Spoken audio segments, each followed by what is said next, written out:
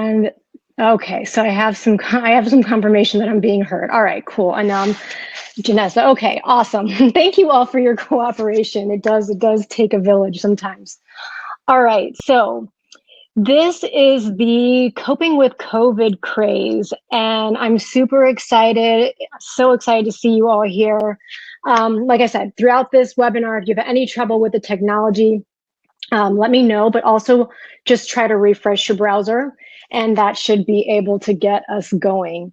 All right. All right, so I'm going to ask you all to do me a favor and do yourselves a favor and go ahead and grab a pen and a piece of paper, because I'm going to be asking you to take some notes during this webinar so that we can all make sure that we learn something, that we can take away something that we have learned to use in our lives, hopefully share it with other people. And I'm going to do the same. I'm going to grab some paper, and I'm also going to grab some water. So take a moment, grab that pen and paper, and I'll be right back.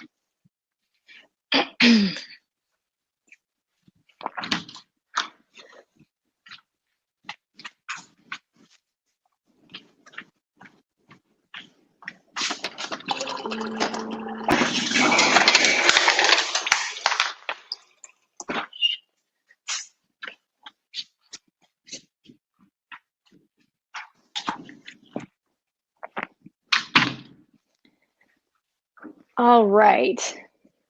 So let's go ahead and get started. All right. So let me just go over what we're going to be doing today. So the biggest piece about what we're going to be going over today is how to cope with all of the things that are coming up around the coronavirus, around the COVID-19 crisis. Understanding that anxiety and depression is a normal part of this experience. So learning how do we cope? Also, how do we find work-life flow from home? Because just being at home has just thrown off everybody's schedule, their life rhythm. So it's about being able to get back into that rhythm so that we can better connect to our own needs, connect to other people. And then I'm going to be going into this third part, which is how do we use these emotions, like challenging emotions, to be able to connect to our higher selves. If those of you believe in source or source energy, basically, how do we use these challenging experiences to be able to connect to something bigger and something bigger within ourselves? All right. So let's go ahead and get started. So my name is Michelle Stanley. I am a psychotherapist and a life coach. So those are two things that I offer. I like to help people heal the past as well as be able to move forward in a way that they are able to align their life and their career and their relationships with purpose. And what I'm going to be going over today is one of the first things we're going to be doing is we're going to be finding peace through panic. And so one of the most important things that we have to understand about finding peace through panic is that we cannot find a state of peace when we are in a state of chaos and overwhelm. So it's about understanding that the state of peace comes through being able to find first a state of calm. And if we're in crisis, we often aren't able to tap into that sense of calm yet. So a big part of where we're going to start is about how do we first get ourselves into a state of calm. So that's what we're going to be, that's my plan for what I would like to cover in this webinar today. And then we're going to be going over 3 practices that are going to help you do that now, as well as take that into your life. So I'm going to put up a poll right now that's asking you all. So I would love your feedback about what is most important for you to gain from this webinar. So go ahead and take a moment to answer that poll. I would love to see what you all want, and if there's anything that I'm missing, I definitely want to know what that is. All right.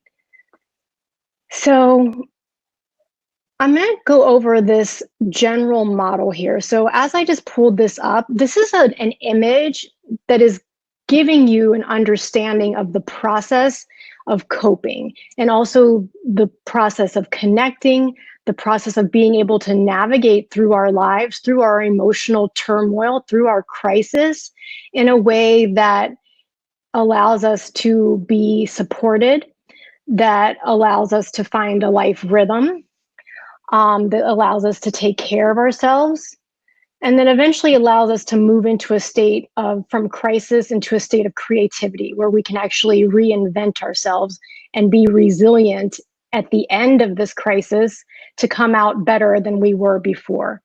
So I'm looking at the polls right now. It seems like it's like, a third and a third and a third. For those of you that wrote something else, please tell me what that something else is, because I would definitely like to hear what it is to see if we can include that in what we're going through. All right, so you all see this image right here. So I like this. This is a charioteer, some horses that are drawing the carriage that the charioteer is in. And so this is a great analogy of our process that we're going to be going through. I want you all to think about the chariot, the actual carriage as your body. And then you are the actual charioteer. And then the mind, which includes your emotions, is the horses that are drawing both the carriage as well as the charioteer that is in the carriage.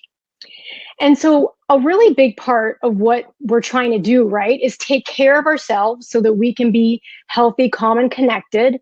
But it's also really important that we take care of other people. So I use the body here to reference, we want to be able to take care of ourselves and our body. And if our body is the actual carriage that is being drawn by the actual mind or the horses, being able to manage what's going on in our mind. So, in what's going on in our mind is our thoughts and our emotions. We want to be able to manage where the mind is going so that the mind is not just like running wild and taking our bodies, our care, and ourselves along with it. So the process of this webinar is going to be teaching how you can start steering this course that is being drawn by your mind so that you can be able to have better care of yourself, so that you can have more calm, so that you can be better connected. And then hopefully we can be resilient and come out using our creativity in the end. All right. So any questions about what I just said, let me know, put those in the chat box. But I want to hear from you all throughout this webinar so that I can give you all what is most important to you, and that we can also make this a fun and interactive experience. All right. Okay, so go ahead. I'm going to move fast. I will, like I said, if you put questions in the box, I will take time to try to answer them. And at the end, if you stick through, you will get the slides of this presentation. And then you will also, I'm going to try to open it up at the end for some more questions and answers if you all have them. All right. So definitely try to stick through to the end if you can. I'm going to try to keep this webinar to between 30 and 45 minutes, including the Q&A. All right. So we will be out of here by 6 o'clock at the latest. All right. So here's our roadmap. So I just gave you all the example of the horse-drawn carriage, the horses, and the actual charioteer. So what we're going to be doing over the phases of this this coping series that we're doing is we're going to be going over these 3 areas. So the first area is about how do we take care of ourselves so that we can better take care of other people. The second part is how do we connect to really what's most important to us. And then the third is going to be how do we move into a state of creativity, which is what is the resilience part of crisis. How do we come out better in the end? And the thing about connecting is that when we are in crisis, we actually start getting oriented around the horses get scared. So they just start running off in every direction. They're scattering, they're in a panic, they're going somewhere. They don't even know where they're going. They're just running. And so we often, if we're not connecting to what's most important to us or what we need, we sort of just start reacting to what's going on around us in a way that actually doesn't help us in the best way possible to be able to take care of ourselves. So we're going to be starting with the first step in this webinar right here, which is about how do we really care for ourselves in a holistic way where we are taking care of our mind, our body, and our emotions. All right. Okay. So, um, I answered this question. So you all are saying it's a little bit of all three. You want to learn how to cope with anxiety and depression. Some of you want work-life flow. And then some of you are looking to do this. How do we use loss and fear to connect to the higher self? So we're going to be doing all of that today. I didn't hear from you all yet about what are the things that you want if it's something else. So make sure to put that in the box in the chat because I want to hear that. All right, so here's our roadmap. So like I said, it's 3 parts: care, connect, and then create. And as a result, when we are able to care for ourselves and we're able to connect to what we actually need, we actually get a sense of rejuvenation. So that's the other thing about being in crisis is we tend to start running ourselves into the ground where we're actually not, where we start to get burned out. And then when that state of burnout occurs, we're not actually feeling enough energy to be able to go through and to care for ourselves in a way that we even have the energy for. So when we can care holistically and we can connect to what we actually need, we care for ourselves better in a way that results in the feeling of rejuvenation. And then when we have connect and we're able to start like being almost creative about how we start taking care of ourselves, that ability of the combination of creation and connection together are going to create a natural rhythm that allows you to take care of yourself, to connect to others in a way that feels easy and seamless, as opposed to a way that feels stressful and draining. And then when we are able to combine creating with coming back to that sense of care, we're able to care for ourselves in a way that results in us coming out more resilient on the end of this crisis, which means that we are able to reinvent ourselves. And that's what I really hope all of us can use this crisis as an opportunity to be able to reinvent ourselves in the way that we move forward post-crisis. All right, you all with me? Can I see some signs of life out there that I'm here, that you all are hearing me, that you're with me? All right.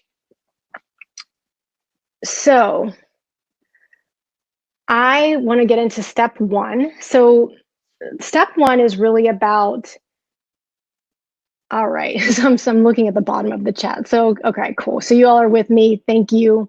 And I got some of that feedback about what you all are looking for. All right, cool. Thumbs up. Okay, so step 1, I like this distinction between being careful, which is how we normally think of the word, versus being full of care. And when we're careful, we're almost operating from this place of fear. And we're kind of like, we're focused on what we're afraid is going to happen. And when we are full of care, we are actually being proactive about what it is that is the best way to take care of ourselves and others. And we're actually focused on doing that and on prioritizing those things that are full of care, as opposed to the things that are focused on the things that we are afraid of happening when we don't take good care of ourselves. All right. So here's the 3 core principles that we're going to be teaching and we're going to be learning today. So the 3 core principles that are a part of care are in the physical, the mental, and the emotional realm. And so in the physical realm, we're going to be rejuvenating ourselves. In the mental realm, we're going to be creating a rhythm. And in the emotional realm, that's the energy that we start using to reinvent ourselves. And so the steps that we are going to take that are going to allow us to get those 3 things, rejuvenation, rhythm, and reinventing ourselves, are sustaining our actual physical, mental, and emotional body, getting support. And the way that we're going to get support and gain support from ourselves is by, number 1, supporting our positive and realistic thinking. And number 2, getting support from other people. And number 3 is the area of soothing. So if we don't take care of our emotions, remember, the emotions are what's drawing the mind often. If we don't take care of the emotions, the horses are running off the road. And so a really big part of this has to be about managing our emotions, getting the horse going in the right direction. Okay. So for any of you all that have worked with me, you have seen this funnel. I have probably nailed it into your head, into your psyche, but I want you to take a look at this.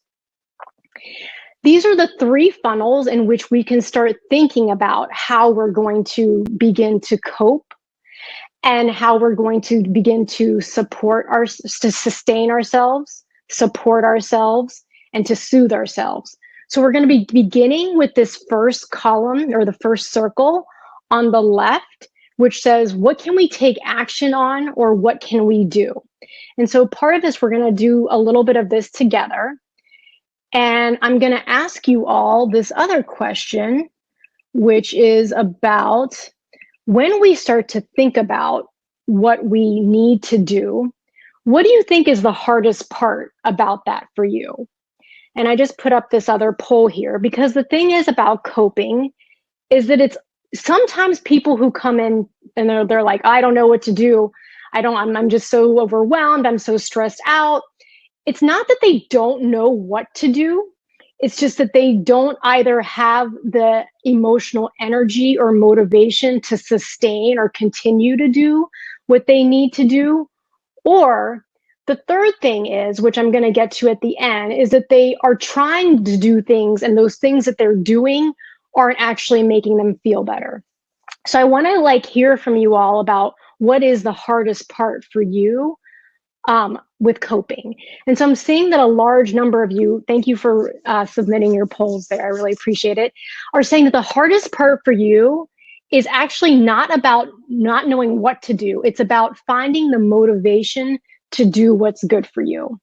So that's why, and for those of you that are joining me from my alchemy class, thank you. And I'm going to be incorporating some of what we're doing today into the alchemy class that I teach actually with women, that is about aligning your life, your relationships, and your career with purpose. So in that class, we have been spending the last month about what are the things that we need to do, what are the habits that are most important for us in our personal life, in our career, and in our relationships. But some of the feedback that I get from people is like, I know what I should be doing, but I don't feel connected to it. And that's why the second part of this care piece is about connection. All right, so let's get into this. So the first thing I'm going to ask you all to do, and I'm going to ask us to do it together, is I'm going to ask you all to tell me what are some things that you know that you need to be doing. And go ahead and put them in the chat box about your ideas. And here's some things that I gave you all a category. So the reason I gave that category is because the first thing that we want to do is we need to take care of the body, physically, mentally, and emotionally. If you're not healthy, you're not able to sustain anything further that needs to happen. So you need to support your health first. And that's why I say that if we had to just put it into 6 categories, eating, sleeping, exercising, those are the main things to do first. If you're not doing those things, it will be hard for you to sustain your health. So I want to hear, please put them down in the chat box. What are some things that you all do to be able to, what do you do in these areas? What do you do to take care of your nutrition? What do you do to get enough rest? What do you do? What kind of exercise do you do? And then the last 3 categories on the right, it's understanding that something that we all need is we need to connect to people. That's why I said relate. So getting social support is not just like, oh, that's nice for socialization. It's nice for our community. It's good for our relationships. It's good for your mental health to be able to get social support from people. And then the third category is focus. When you're in work-life balance or work-life funk, working from home, a really big part of it is that at your house, it's really hard to focus when you have all these distractions going on around you. So a big part of being productive is about being able to have the space and the time that is free from distraction. So whatever we have to do to create that focused space for us to be able to have that productivity, we have to understand that that focus is what's important to being able to be productive. All right. And we've got some things here that people are doing. Eating 3 meals a day, love it. Sticking to a schedule, so love that too. So that's a really big part of work-life flow, is that, being able to stick to a schedule. So I love that you wrote that, Christina. I don't know if it's Ina or Ina, Imani, smoothies, walks, Zooms, love it. Maya, eating less, naps, and short walks. I love that. You're breaking up your day. You're adding these things in there. So these are all really great things. So I want you all to actually, if you brought that pen and paper, I'm going to ask you to get it out. And let's see if I actually have it here. I'm going to ask us to actually write it out, like actual steps. So let's see if I swear that I have it here. Let's see. So if you can actually get out your piece of paper, and those of you that are in my alchemy class, you know that I've been telling you to do this a lot. So get out a piece of paper, and I want you to actually write down 3 Roman numerals. And I'm going to go ahead and switch over to whiteboard in a moment so I can do this all with you. All right, so here we go. Whiteboard. Uh-oh, I don't want transparency. Oh, well, I have transparency. Okay, let's try this. So, number 1. So here's what I think I'm saying that you all should put. So number 1 is the area of things that we can actually do for self. So I'm going to put self here. And then you can actually list out some of the things that you all wrote. So we have here like green juices. We have go for walks. We have exercise. We have not knowing how to spell. We have naps. We have keeping to a schedule. So these are examples of all things that you can do. And the thing is this, is that when you write things down, you give these horses that are drawing the carriage. Oh, you guys don't see my whiteboard? Thanks, Betsy. Let me try this.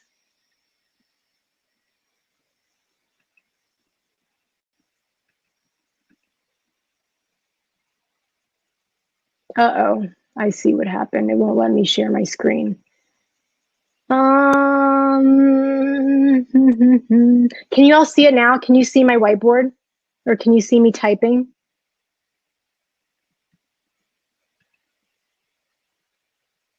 All right, well, I'll just keep going until I hear from you. But if you can't see it, no worries. So if you wrote I asked you to get out a pen and piece of paper. So I actually want you to start creating categories. If you're in my alchemy class, you know what I'm talking about.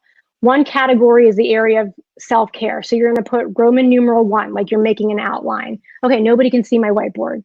It looks like I cannot share. I cannot. Let's see. Try this. All right, let me try one more thing. Okay, how about now? Can you see it now? So I'm going to keep talking, but I shared it again. So you can have a outline that says Roman numeral 1, and then I'm just going to, and I said that category can be self-care. And then, oh, still no, can't see it.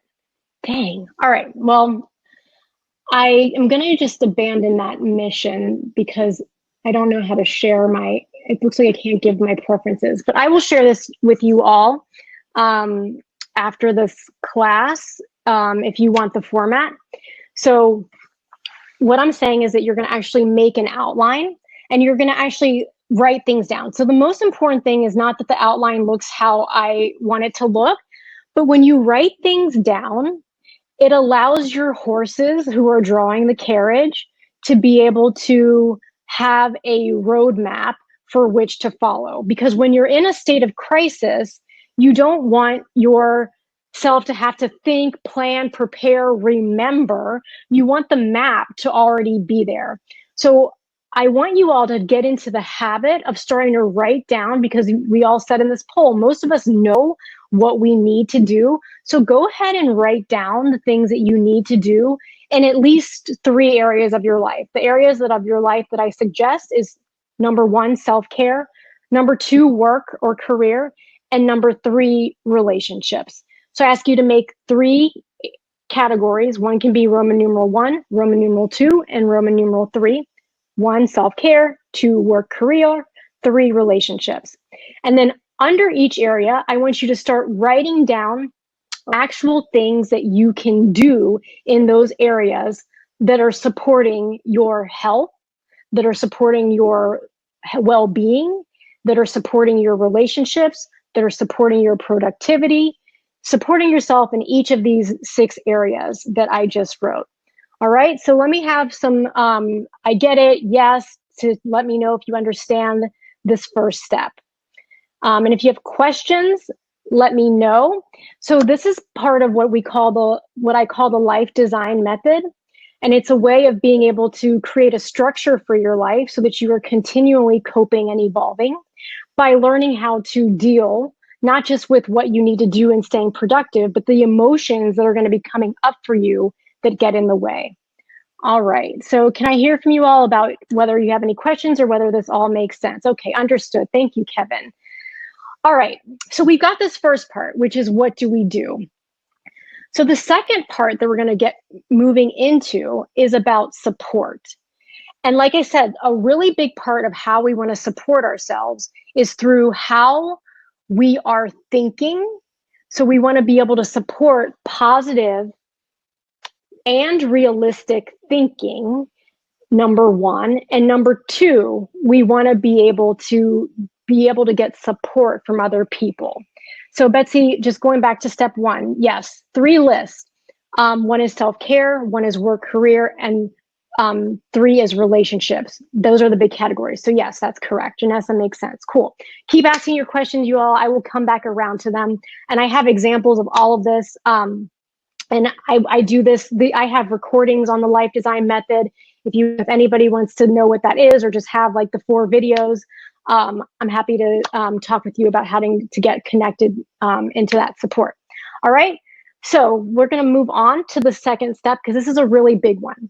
So as we recognize that a big part of what gets in the way of coping is not that we don't know what to do, it's just that we can't get the energy up to sustain it, or we don't know how to get going on the things that we know are important. So one of the things that people, and this is really important for you all also that are in the alchemy class, because we've been going over all the things in every area that you need to do, and you all are probably so overwhelmed that each of these 3 areas have so much stuff for you to do, and then it's overwhelming. And so one of the reasons that we can't get the energy or the emotion or the motivation around what we need to do is because of 2 reasons. The first one is a thinking reason, and we don't recognize that we're actually thinking something that is making our emotion negative, overwhelmed, distracted, doubtful, or fearful. And number 2, sometimes our emotion is just that way, and it's not because of what we thought. But 95% of the time, our thinking is like directly related to how we are feeling. So I'm going to see if I can, hopefully this works. I'm going to try to share this is the anxiety strategy. And if it doesn't pop up on the screen right now, I will see if I can put it in the link and send it to you all later. So go ahead and let me know if you see any file right now. Did that come up? It should have been the anxiety strategy. So let me know if you see that. And I'm going to just get into one of the examples. So like I just said, is that our mind by itself, it's there. Okay, so Julia, you got it. Hillary, no. Betsy, no, sad face. Okay. All right, let me see what I can do. So I'll work on getting that out to you all. Okay, so some of you are getting it, some of you are not getting it. Okay, so Christina, or those of you that are getting it, can you share like where it is appearing for you so that we can all have access? But I'm going to keep talking, and then, like I said, any files that you all need, I will definitely make sure that you get them at the end. All right, but let me get into the thinking, the ways that we start thinking, and we're not usually aware that we're thinking in a way that's unhelpful. But one of the reasons our energy gets drained, our emotion gets low, is because we're thinking in a way that is, number one, unhelpful, number two, unrealistic, and number three, it's skewed towards the negative. And so I just want you all to know that that is the habit of the mind. The habit of the mind, because it's constantly trying to prevent bad things from happening, it starts learning from past bad things that have happened to prevent bad things from happening by expecting that more bad things are going to happen. So your mind, in an attempt to help you, is actually starting to get in your way. And so here's some of the ways. If you go to the file, and I see, thank you, Christina and Alexandra and Kevin for helping me out on how to find that. I can't see the screen that you all see. But on the anxiety strategy that I just sent you, these distortions are on page 4. And so what these are examples of, these are the ways that the mind just naturally starts thinking in a skewed towards the negative way, in an unrealistic way, and in an unhelpful way. So one of them that you see right now is fortune telling, that you start predicting what you think is going to happen in the future. And because it feels real, you actually start to believe that it's real. Number 3, like mind reading, thinking that you know how others are thinking and feeling. Catastrophizing, that we really have to be careful of catastrophizing right now, which means we start planning for the worst possible outcome while minimizing the positive possibilities. Number 5, that we focus on the negative. We just, like I said, the mind just starts focusing on all the bad things that can happen, with an exemption, with not thinking about all the positive things that can happen. I like this, all or nothing thinking. This is a really common one, where you just start thinking that things are either going to go to shit and be horrible, or like, we're going to live in this like, utopian society. We're either living in a utopian society where everything is perfect and good, or like we're all like, this is like the apocalypse is coming tomorrow. So we only think in like all good or all bad ways. That's a really common one. I like this number 9, worst case scenario, where you start thinking about not just like the bad things that are going to happen, but the worst situation that can possibly happen. And the number 10 that's on this list is future planning overdrive. And this is a really important one, because future planning overdrive means that we are no longer in the present moment. We are no longer focused on the present. And if you are not focused on the present, you cannot be calm in the present. You're not available for that. And so, like I said, being able to cope and being able to have peace requires that we enter into a state of calm that you cannot get to from either the past or the future. You have to be present to get there. All right. All right. So thank you all for your support around this PDF. This is when you get a chance to look at it, take a look at this PDF, and I'm actually going to put up one more. Kevin, you said that was an excellent point. Would love to hear what you all thought was the most excellent part about that. I'm going to put up another anxiety coping tool. And so the first one, you all, is just about anxiety in general. And it's about how do we start thinking in a way that is supportive, that is positive. And like I said, I'm not asking anyone to like have toxic positivity where we're in denial about things going really well. I'm saying that this is healthy positivity and helpful positivity, because the tendency of the mind is to focus on the negative, which is imbalanced. So when we can allow ourselves to think positively, we're actually also thinking more realistically. So I just put up another file that is going to be yours to keep, yours to take with you, I hope, and then also yours to share. If anybody wants to share that, please share it with your loved ones, friends, and family. So these are 10 things that we can do that are going to help us to support our mental positive and realistic thinking. So take a look at these. We have organized, clear your clutter, prioritizing. So I'm going to go into prioritizing really quick. A quick note about prioritizing. This is really good for work-life flow. So the tendency for when we are at work, especially in crisis mode, is that we tend to focus on what other people need and want from us and what other people are demanding from us. And other people are also in crisis mode. They're responding from what somebody else told them to do, whether it was actually their job, their role, their responsibility, or actually necessary or urgent for them to do right now. They're just reacting. And so workplaces are creating a culture around crisis and instead of a culture around competence. So when we can start to not only like declutter our space, but prioritize for yourself in a given day, what are the things that are most important for me to get done or to get done first? And to get those things done first and to prioritize those in your work schedule and your life schedule. In addition, I say that like do your self-care first thing in the morning. It doesn't have to do your entire self-care routine, but to do something in the morning that is helpful for you, that is going to help you center yourself for the day, to do it first. All right. And then I like this idea.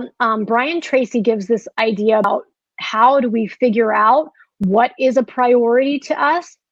And he said that how we decide what a priority for us is that the things that are the most high priorities for you individually ought to be the things that are most consequential to you, if not done urgently or not done soon. So this is how I want you all to start thinking about what you prioritize, to start doing and prioritizing in your day and in your work schedule the things that are most consequential to you if they are not done.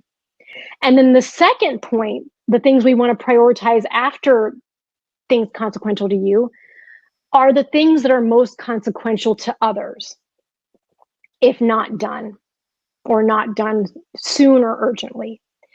And then the third category is category C, which are the things that are non-consequential or that are just nice to do. So the third thing that happens when we are in crisis is we start doing things that are the C category first, because everybody's asking for us to do things that are not our job and probably not their job, but they're feeling like this emotion around it that we respond to. And we're like, oh, just be nice to do it. We don't even think or know that we're doing that, but we're doing that. So yes, Bessie, I love that. Eat your frog first thing in the morning. That is a great analogy. It's a great reminder. Eat your frog first thing in the morning, which is that thing that is most important to you, but it may not be the tastiest, the easiest, or the most fun to do, to just do it and to do it first. So thank you for that reminder. And Christine, I love that you're sharing, yeah, when you do first self-care, first thing in the morning, it actually motivates you throughout the rest of the day. So I love that.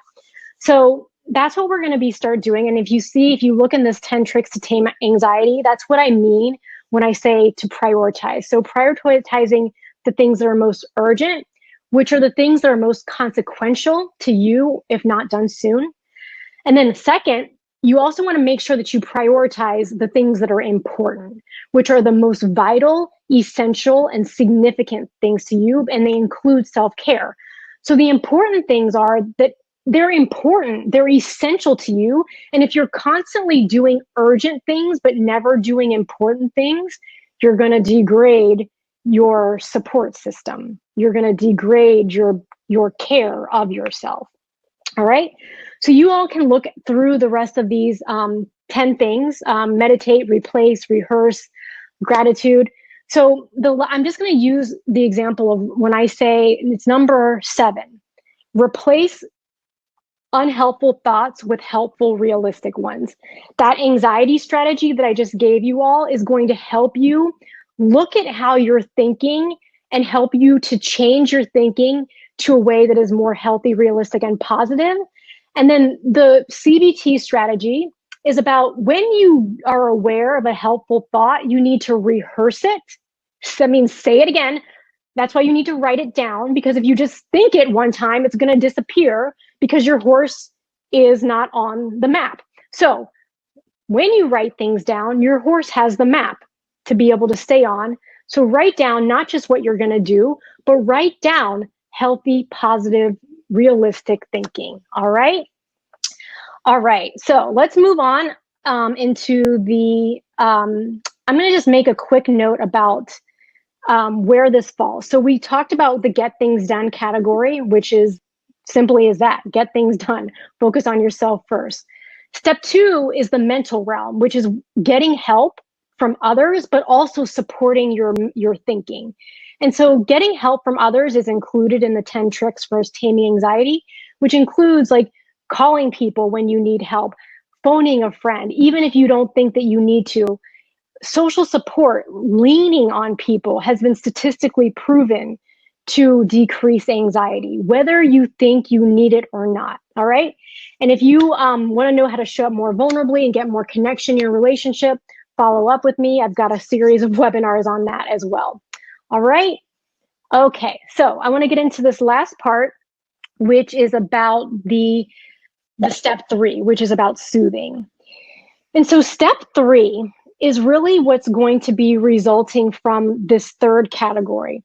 So we've talked about what you can do to get things done, what you can problem solve and get support with. And then the third category is like what's left over after that. And often this third category is the realm of emotions, which is what's left over that we feel like we can't control, we can't take care of, we don't know what to do with.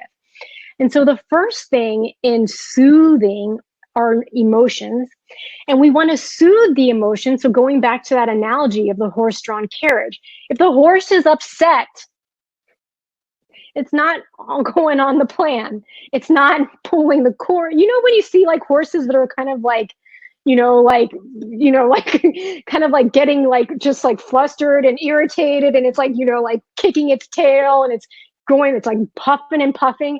All right, that's what happens to our mind if we do not learn how to soothe our emotions. All right, so we need to be able to calm the horses down.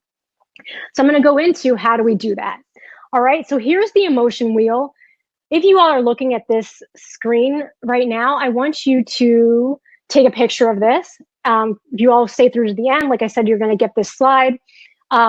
Take a picture of this wheel because it's just important, because most of us do not have an emotional vocabulary for being able to even understand or know what we're feeling when we're feeling something. All right.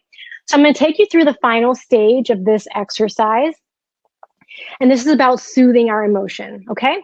So here we go. All right. So I'm going to ask you all to think about a situation in your life right now that is causing you to be upset.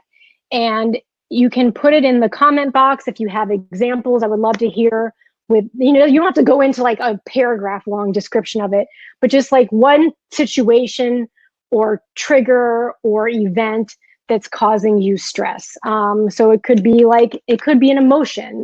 When it is an emotion, it is easiest to try to figure out what to do. So I want you to identify what is a situation that is, and those of you that done work with me have seen this scale so many times. I want you to figure out what is putting your number. And I say we have an internal thermometer that gauges our like level of like upsetness. At 0, that number is you are as calm and as collected as you can be. At 5, you're like a little irritated, but you're still like holding it together. And at 10, you're like losing your shit. You're like out of your mind. And 10, when we are like the most like out of control, our emotion is the highest. Our rationale is the lowest. And so that's why I really want us to learn how to cope with the emotion. Like I said, when the horse gets upset, it's also irrational. It starts doing things that don't make any sense. All right. So you and your other people's stress, productivity, your daughter's emotions. So thank you all for keeping those. So what I want you to do, we're going to go through this exercise right now. I want you to pick an event that is putting your number at a I would say at a 7 or above. And maybe it's one of these situations that you all named. And then these are great, like unrealistic demands. And then like, yeah, demands other people are going through crisis, like their own needs aren't getting met. They're not, paying their rent because, their income is probably being depleted right now. So this is tough time. So identify what the thing is, and that's going to be step one. So here's what I'm reviewing the steps. So it's number one, pick a situation that puts your number above a 6. I said a 7, but above a 6 or a 7. And then take a moment to reflect on the details of that. All right. And then step number 2 is to identify the sensation that event is causing you to feel in your body. And so I put up a slide here that gives us a way of identifying what that is. And I know you said expectations. Okay, great. So if you all like take a moment to identify that situation, if anyone can identify what they actually feel in their body when they think of that situation, type it in the chat box.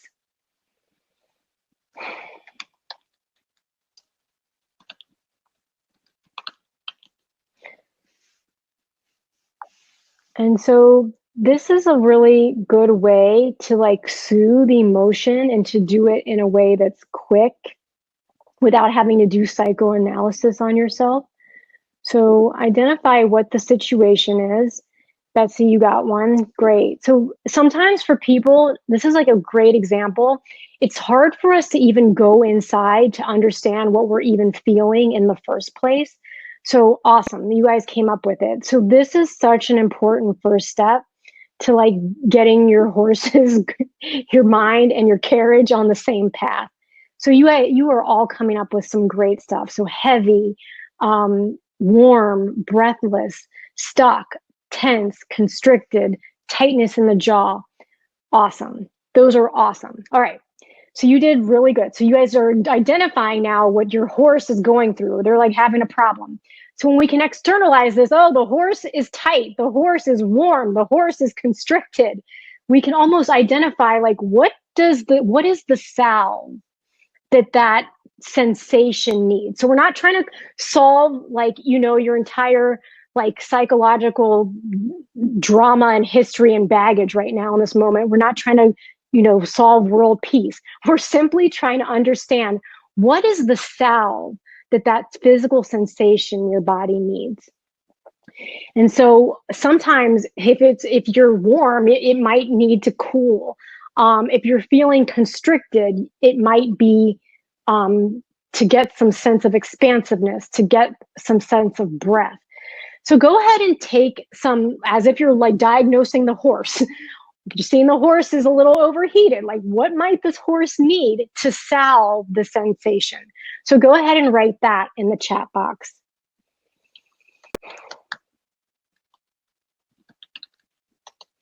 So I'm going to write for me that like there's the desire for like space, even comfort, to feel comfort. So this is hard, but take a moment to see if you can identify what it means. Okay. Betsy, this is a good one. The horse needs to be patted on the head.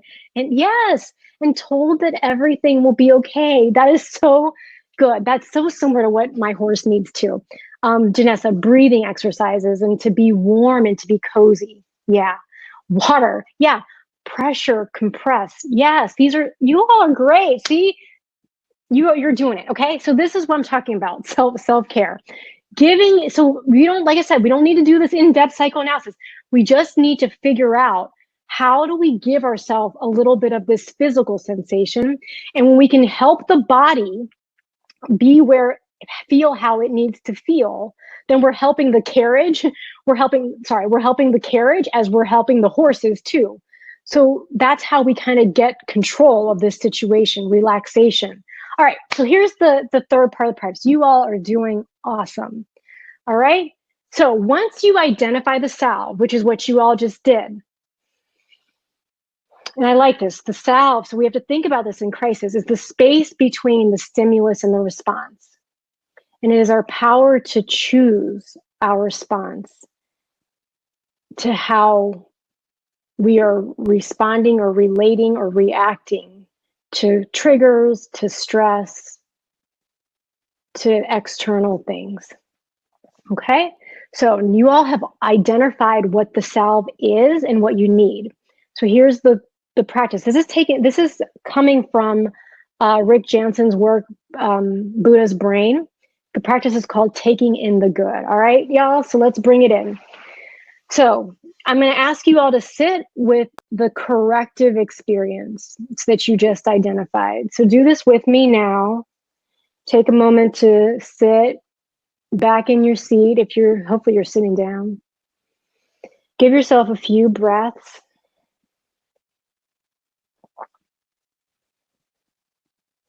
And I want you to just sit with the idea of, I'm going to run through the examples: secure space, sunshine, an outdoor activity, relaxation, expansion, calm, energized, flowing, stretching,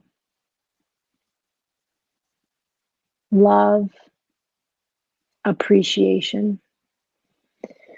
So whatever your salve is, I just want you to sit with, bring that experience to your mind. And I want you to just put all of your attention and focus on that word or that experience that you identified, and just stay with it a little bit longer.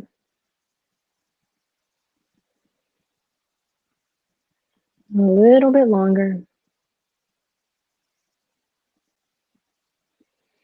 Keep breathing. And then the second step is that I want you to see if you can allow that thought to become a felt experience. So one way to think about this is, where in your place in your body knows this experience?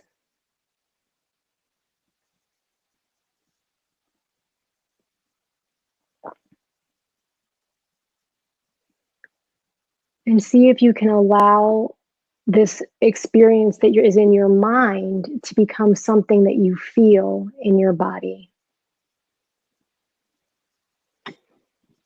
Can you allow that experience of breath, of space, of sunshine, of calm? Can you allow yourself to feel it in your body? A pat on the head. Keep breathing and see if you can allow that experience to expand into or over that stressful situation that you identified at the beginning, or that situation that was taking your number up. I want you to see if you can hold that stressful situation in the container of this positive experience. And then take a few breaths with that.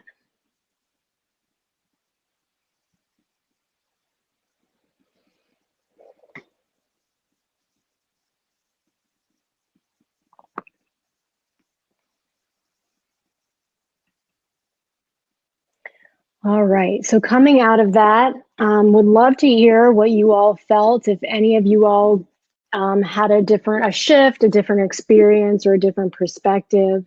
For me, I got a sense of patience, and just that this is a short period of time and not having to do this for the rest of my life. And that this is not about getting through my life like this, it's about getting through a period of months.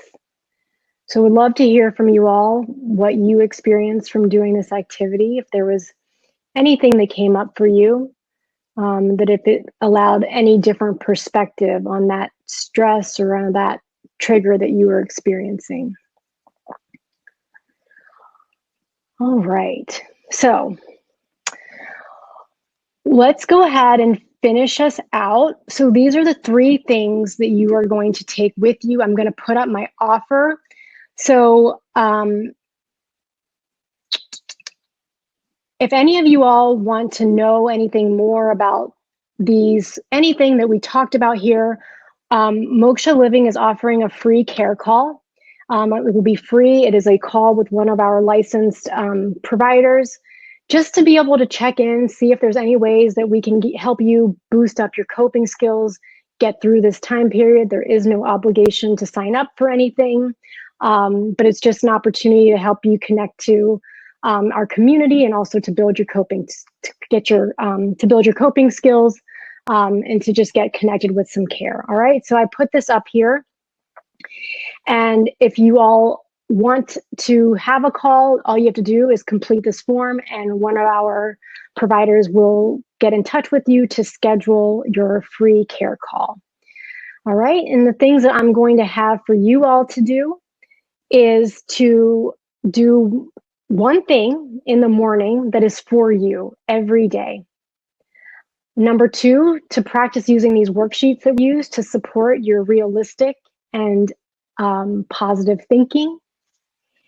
And then number 3 is going to be to practice this exercise of taking in the good for soothing your emotions. So thank you all. Some of you all shared how this felt for you. So Betsy, I like that you shared the fluttering feeling came back, but it wasn't as strong. And then Lane, the experience of gratitude. So here we are, we can cultivate this emotional experience for ourselves, like within 30 seconds. So what we want to be able to do with this salve experience is begin to create an intention from it. So Betsy, the experience of what it felt like when you felt that fluttering stop, that could be a physical intention that you start to build, because that sensation when the fluttering stopped could have been stillness. So your intention could begin with stillness, and then finding ways to cultivate stillness, whether it was through the exercise that we did or just actually being still, and then breathing in that experience, and then allowing that physical experience to guide how you think and show up and behave and react in your life. Same thing with the experience of gratitude, being able to feel the physical sensation of gratitude. And I'm not sure, Lane, what that felt like for you, but whatever that felt like, for me, it was patience, and I could feel a little bit of space in my ribs. So for me, it might be giving myself a little stretch so I can get that space in between my ribs, so I can be reminded physically and emotionally of what patience feels like, and then allowing that experience to center me or ground me in how I react to stressful or difficult situations. So this is the idea about how we start to cultivate intention for what we choose to focus on and what we ground in dealing with crisis or stressful situations. All right, so let's review what we're doing. So your takeaways are going to be, number 1, do something for yourself first thing in the morning. And whether that's, yoga, meditation, brush your teeth mindfully, lay in your bed and think positively, or take a warm shower, do something for yourself. Read something inspiring first thing in the morning. Set your day in the right direction. Number 2, get support and from others, and also support yourself through the worksheets that we just did, using so that you can gain more positive and realistic thinking. And then the last part is about soothing our emotions and using that salve to create an intention for how you think and how you respond and behaviorally act in response to situations. All right? So I hope you all got something out of this webinar, and we're going to be having more, so stay tuned for that.